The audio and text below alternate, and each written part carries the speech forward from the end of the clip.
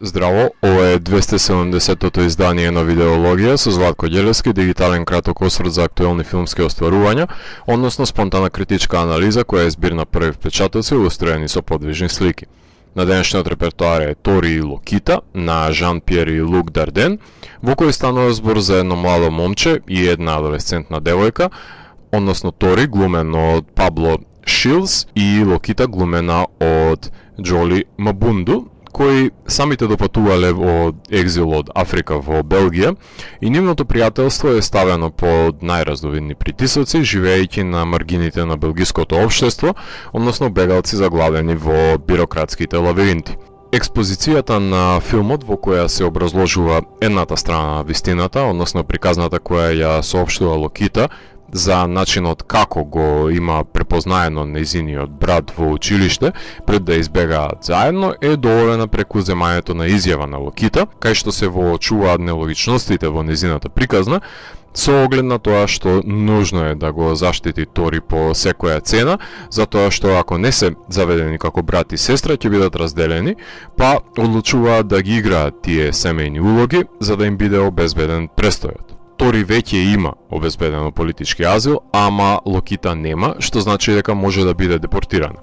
Тие се обидуваат да ги синхронизираат приказните до најситен детаљ, ама нема начин да се скрие вистината. Ако Локита лаже, тест за ДНК не лаже, така што службениците не се смилуваат да ги дадат документите на Локита само за тоа што се грижи за Тори, иако тој ги моли, говорејќи за строгата сервилност на системот, на што Тори има добро објаснување, кое говори за односот на Европа со другиот, кажувајќи на Локита не сакаат. Со оглед на тоа што дојденци, странци, туѓинци немаат право да работат, ниту да земаат примања од државата, па Тори и Локита во овој системски јаз се обидуваат да преживеат со препродавање на дрога на локалното население. Со оглед на тоа што се невидливи за европјаните, може да си дозволат да гравитираат незабележано во криминогените води, делајќи на забави, клубови, улици ќе бидат забележани од властите токму кога на недозволено место ќе премине Тори улицата, иако во нив носат прилично голема количина наркотици. За 50 евра плюс Локита клекнува на колена за готвачот, што говори за незавидната позиција во која се наоѓаат бегалците, кои се незаштитени во наркоподземјето, а начинот на кој мислат дека ќе се ослободат од сенџерот на пропаста е доколку крадат од одгледувачите кои ги плаќаат за одржување на билката, продавајќи ја за поевтино на клиентите на зловесниот силувач Бетим, глумено од Албан Укај, кој го знаеме од Куо Вади Саида. Локита ја презема улогата на повозрасната сестра која треба да го заштити Тори и при тоа успева повремено да прати пари на незината мајка во Африка, доколку не е уценета и парите се украдени од страна на африканските лихвари во црквата на кои им се должни заради тоа што им помогнале да побегнат од Африка, па затоа повремените панични напади се повеќе од разбирливи за живеењето во пеколот на земјата. Поради неможноста да добие документи по легален пат, Локита се согласува да престојува во кришна локација, кај што ќе го надгледува раселот на марихуана за да си го отплати долгот во модерното робовладетелство. Ликовите се сраснати еден со друг до тој степен што кога ќе бидат раздвоени не може да функционираат, така што и двајцата прават напори да стапат во контакт, таа однатре, тој однадвор, иако правото на достоинство останува недофатливо за нив, исто како што немаат досег до зацртаниот план да дојдат до свој апартман, додека Локита работи во прифатилиште. Секој ден се подалеку од сонувањето на тој сон најаве. Севкупното постоење на Тори и Локита се врзува за екзистенцијалните побуди, затоа што убедени се дека со пари ќе може да си ја купат слободата од европските и африканските окупатори. Од преплавувањето на европската кинематографија со медиокритетни изданија кои беа фаворизирани на филмските фестивали, само заради тоа што го пратеа корпусот на бегалски трендови, започна оваа тематика да ми станува одбивна за гледање, затоа што ми делува експлоататорски пристапот, кога нема императив за јасна авторска интенција зад него од естетски побуди. Меѓутоа браќата Дарден отскокнуваат од баграта на модерни заборавливи европски бегалски филмови и повеќе се доближуваат до Shoeshine или Bicycle Thieves на неореализмот на Десика или пак ангажираноста на последните филмови на Кен Лоуч. Предводен е филмот од два силни лика, со кои неизбежно е да се поврзе гледачот, затоа што секој кадар е некој од нив присутен во него, така што од нивната обострана љубов, истакната во секој кадар, тие се однесуваат заштитнички како брат и сестра, до тој степен што на гледачот нема да му биде грижа дали се фамилија по крв, ќе ги прифати како роднини, само поради однесувањето, без разлика што се од Бенин или Камерун. Покрај нив ќе го забележите момчето на велосипедот и Анет Клосет, кои се постојани соработници на браќата Дарден, а дури и Тимен Говерц од Грл се појавува во споредните улоги со засебна намена во делото. Епилогот е фаталистички, врзан за причинско-последичната врска на крадење од предпоставениот, кој се разбира дека ќе се реваншира, и филмот е најдобар пример зошто треба да постојат песимистичките погледи во светот, наместо да погледнеме на холивудското разубавување, со самиот исказ дека нема излез за бегалците во криминалистичките кружоци и бирократијата, се искажува погледот на авторите кои го вперуваат прстот во европскиот окупаторски систем кој не функционира. Стигматизацијата кон странецот, дојденецот, е до тој степен манифестирана во првиот кадар, кога прашува Бетим,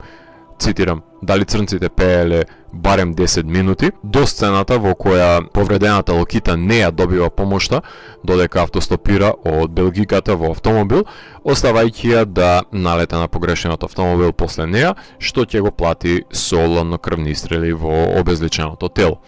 Песните кои се отпеани во филмот се своевиден начин на поврзување помеѓу Тори и Локита, но и како збирна обележја од попатниот екзодус од соочувањето со културите пред да стапнат до Белгија. Филмовите на браќата Дарден имаат препознатлив визуелен печат, малтене синема верите пристап за кој задолжен да го постигне е постојаниот нивен соработник Бено Адерво, кој снима на рака за да го прикаже потребниот натурализам, кој е близок до документирањето на животот на бегалците, но во играна форма, и успеа во тие естетски подвизи затоа што се впрегнува саканата непосредност помеѓу гледачот и дејствието. Меѓутоа, за да се одржи неговото внимание, се погрежи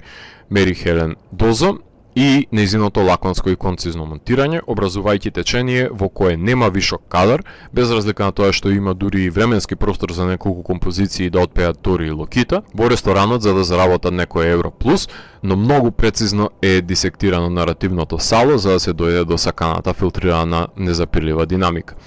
Кога го рецензирав Јан Ахмед во видеологија, говори за значењето на филмовите кои предходеа во кариерата на режисерите Жан-Пјер и Лук Дарден, автори кои имаат започнато со документаристика и тој нивен пристап го инфилтрираат и во култните играни Розета, The Sun, Child, The Kid with a Bike или пак поновите Today's One Night, The Unknown Girl и Јан Ахмед, предводени од млади ликови ставени во незавидни ситуации, отворајќи можност за насочување на вниманието кон проблемите кои ја глодаат заедницата однатре и, како во случајот на Тори и Локита, поглед на општеството како скршен систем во кој сите граѓани не се еднакви како што милуваат да се декларираат. Иако нивниот препознатлив стил е рафиниран до перфекција во новиот филм, убеден сум дека знае да биде тоа затвор во кој еден артист може да се затекне, служејќи си на конвенциите кои самиот ги има изградено за својот стил, врзан за изразно средство со минорни модулации, кое не му дозволува да погледне надвор од невидливиот оков на редундантниот стил,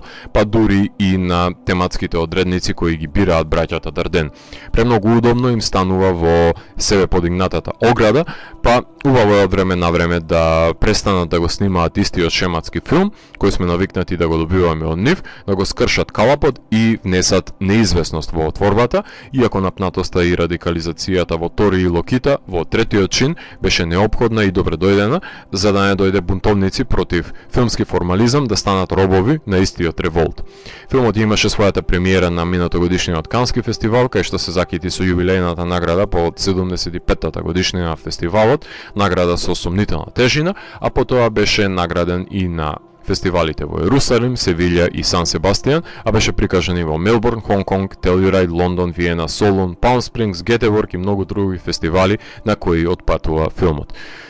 Wild Bunch го дистрибуираат филмот, Канал Плюс го продуцираат. Овој филм заедно со The Eight Mountains имав можност да го погледнам на големото платно во рамките на минатогодишното издание на филмскиот фестивал Cinedis, меѓутоа не сакав да ги рецензирам додека нема можност да ги погледне по широката популација која не беше присутна на проекцијата, за да можам непречено да говорам за квалитетите на филмот без да треба да кријам дел од дејствието. Секој има право на добар филм и сметам дека да биде филмот достапен за да можеме да дискутираме за него е круцијално, а не да глумиме филмски квази-елитизам критичарите кои сме имале можност да гледаме филм доколку јавноста нема пристап, правејќи ја безцелна работата на критиката која не е во дослух со гледачот ако пишува за филмови кои му се непристапни на аудиториумот.